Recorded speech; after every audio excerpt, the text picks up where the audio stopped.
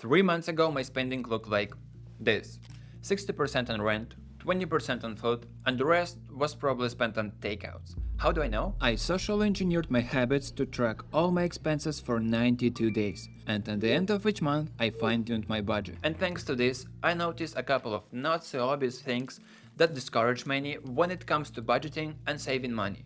But we will get to that later. So here's what happened month by month. June, collecting data. When the idea of budgeting hit me, I realized the first step was figuring out how much I spent per month and where I could get back a bit. Initial thought was to create a Google spreadsheet, but that sounded too boring. If I wanted to stick with budgeting, it had to be fun and it had to happen effortlessly. That's when this brilliant idea came to me. What if I could combine my addiction to social media, ChatGPT, and Google Spreadsheets to create a personal finance coach? Introducing Frugal Tracker. So, I asked AI to create a chatbot that linked to Google Spreadsheets that would record my expenses. It also sends daily reminders and weekly reports. But what's the main use case? After I buy something, I type the sum into the bot to keep it tracked. Pretty cool, right? If you're interested, I'll explain how to create one for yourself later in this video. And now, armed with this cool tech, it was time to spend money. I didn't do anything special in the first month because the primary goal was to get data on how much money was actually going towards unnecessary things like subscriptions, food deliveries, and lattes. So I was chatting with my financial coach almost every day, and it turned out that my total expenses were around $1,200. Considering my income for that month was $1,270, well, I was officially living from paycheck to paycheck. But here's the thing, I didn't feel like I was spending a lot. Actually, I thought I had spent about 5 to 7% less money. And it's scary to imagine what the previous months were like. Yeah, really. Alright, after all, it looks not that bad. Let's just analyze. I had a few parties with friends, I had coffee a couple of times, which combined took up to 10% of the budget. Also, I had a dental appointment, which is 7.5% of my budget, and also I had to pay some fees for documents, which is 7% of my budget. Right now, the only thing that's bothering me is the 10% spent on takeout food. But overall, I can easily cut down on these expenses next month. So, the first months still look promising. I have 70% of essential spending, which means I can potentially save $279. You know, as the famous saying goes, if you're living paycheck to paycheck, you're one step out of saving money next month. Just kidding, I made that one up, but you get the idea. And by the way, I'm feeling a bit cringy in this video, so please give me a thumbs up if you think this video is at least decent. Yeah, really appreciate your feedback. Here or maybe here. I don't know. July. Saving a lot of money. The plan for this month was super simple. Take all those categories from the spreadsheet where I spent too much money and slash them to the max. But before we dive in, let's talk about my main insights about budgeting. And the first one, now I know my bare minimum expenses are around $1,000 a month. This means that if I earn anything above that, theoretically I can easily put that into savings. Which brings us to the next point. It's financial pressure. I think it's emotionally easier to live when you precisely know how much money you need to survive this month. I believe this happens because your brain then understands that you have control over the situation. Or, third point, at the very least, I experience less stress and anxiety. And now I have more energy to work on my projects or take on more freelances. But surprisingly, there are some downsides. For example, now I understand why people don't want to budget. It's hard to admit the situation you're in, especially when you look at the actual numbers, and especially when you're spending way more money than you're making. And the second thing is, sabotaging. I feel like something inside discourages me every time I start budgeting, sabotaging the action and not admitting that it's time to get out of the financial disaster.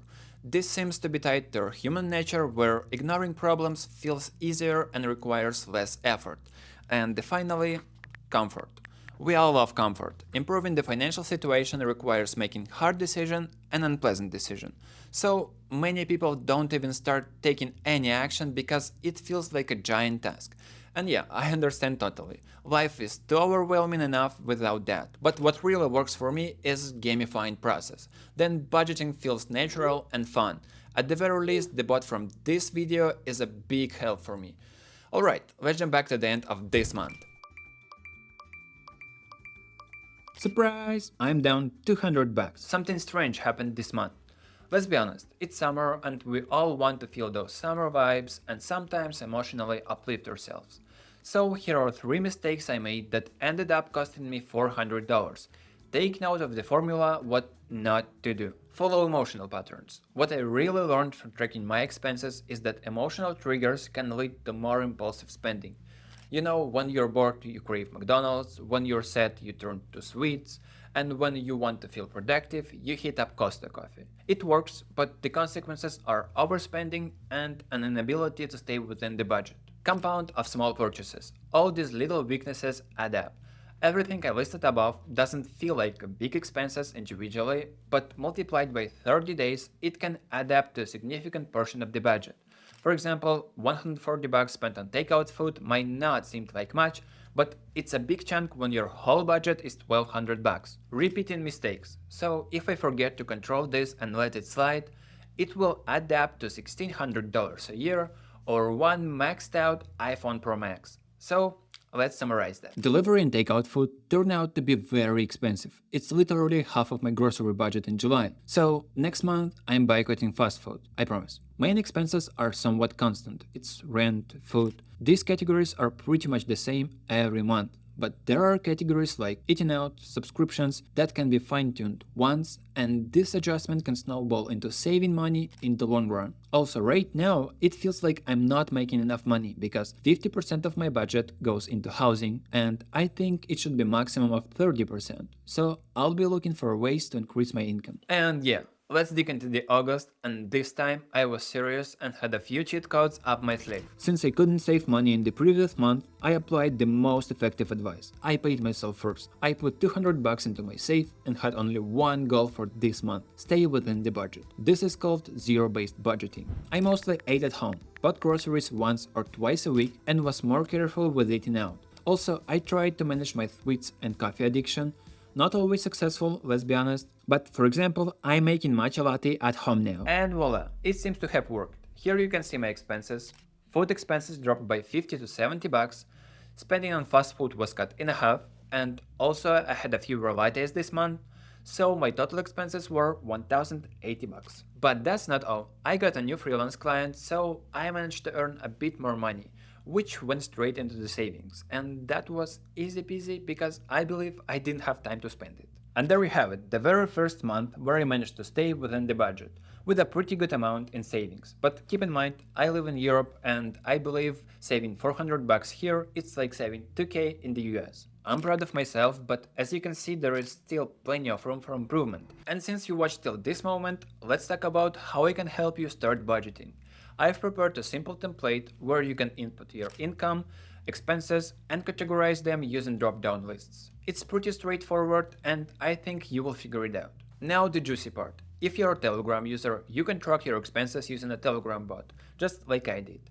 In the description below, you can find installation guide and the actual code for that bot. But it comes with a challenge. Setting up will take about 10 to 15 minutes and you'll have to adjust some settings in your Google spreadsheets. If anything will be unclear, you can ask for help here in the comments below or send the actual code to ChatGPT. It will actually able to provide you with step-by-step installation guide. And yeah, after that you can send your new friend expenses in this format and everything will be tracked. So let me know in the comments below how many of you have installed Froggle Tracker, and if you have any questions, feel free to ask them here as well. I hope this video was helpful and see you in the next one. Yeah.